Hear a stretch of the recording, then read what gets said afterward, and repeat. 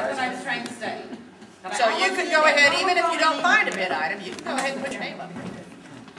Alright? So people understand what I'm doing here? You have these folks here. You will see also that some of them are not anything when it says disadvantaged status. Mullard Creek Landscape Materials is not a small business yet, maybe. Not a disabled veteran, not a DVBE. They're using the free advertising that is available on this website. Smart business. All right? Wasn't there one prime contractor that was looking for help on that job? Who? Was there one prime contractor seeking help? Yes, there was, and that's what I wanted to show next. Because people say, well, how am I going to find out who's bidding on it? The office engineer just started this right here, which is a place where prime contractors can advertise for the help that they are looking for. So if you're not sure, going over the bid items is too confusing or whatever, you can come in here and figure out whether or not the prime contractor is looking for what you do. And it gives you the person's name and their email address. Something that isn't or wasn't before available on another site that I will take you to in a second, called Bidding Plan Holders, which is where you can find out the names of everybody who has bought a bid package. Obviously, they're interested. Whether or not they decided to bid on it is another thing. But so this gives you a little bit more information. Very valuable tool for you to be able to call the person up who's actually working on that particular project. Yes. I personally felt real comfortable with those contractors because they actually were asking for help, and they were putting on there that they would help us. Right. Did you get help from them when you called, or have you tried it yet? I did get contacted by some of them. Okay. Before even the pre-bid meeting. Okay. So it worked. Yeah. Okay. I didn't get into the work, but I'm just telling you. But you know, it's going to take. What do they say? What's that thing, Valerie? You probably know that. For every sale that you make, I know we got to get going. Every sale that you make, it took 25 tries before then, or something. Right. Yeah. Kind of a thing. That's Let me show you one more thing, which is right here on the very bottom. It says "See Bidding Plan Holders." Okay, could I take a poll while you're trying to find out how many veterans in here have actually went to Caltrans website and know how to navigate that website for work?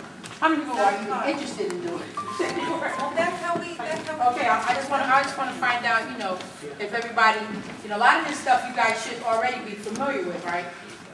Exactly. Tracy, you guys know about this website, how to get to the website? Self-taught.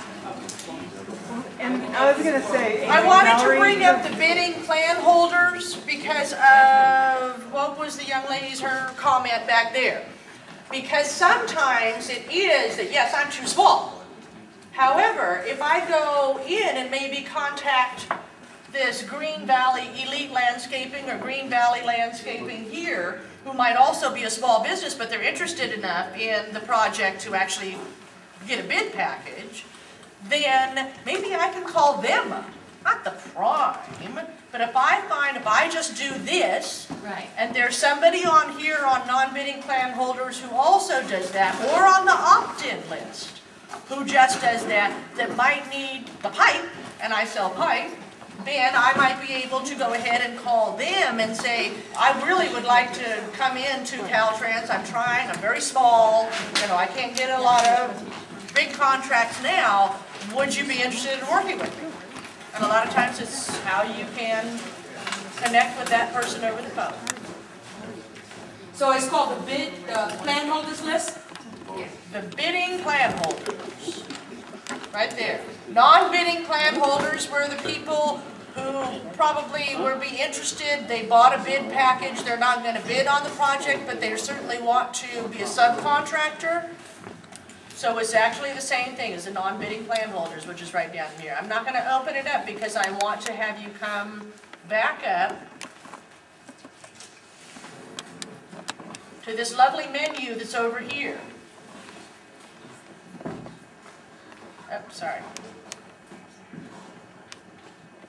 This is the bid item contract search. You do landscaping. What's required in landscaping? Irrigation pipe, mulch, soil, your trucker, aggregate, remove. You know, all of these little things. You're a contractor. Build, pipe, electrical, all, you know, the bid items that you do, and so on. Solar. That's solar. Plug in solar. You might come up with a crib project that's being advertised, okay?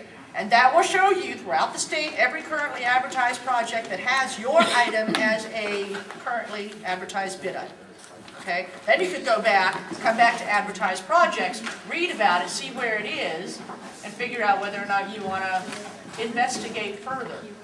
How many of you have a specific license? Liza? Yes. Could you maybe use by example like Tudor Saliba on the Caldecott Tunnel project?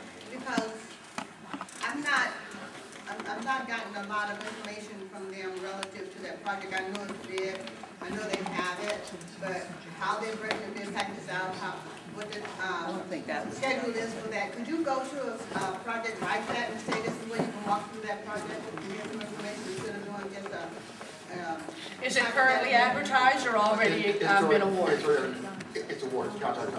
It's already been awarded? Yeah, Tudor Okay. Saliba It's has already been contract. awarded, yes. But I tell you what, I'm not going to do it here because we're running out of time. Okay. This is your man, George, if you're in Well, how District 4. The small business liaisons, our job, and I'm going to show you very quickly here how to be able to get a list of all of us. The small business liaisons are the people that will help you walk through that. Okay, George has 3-4 staff that work for him that do what I do. I'm the only person in District 3, but I'm there.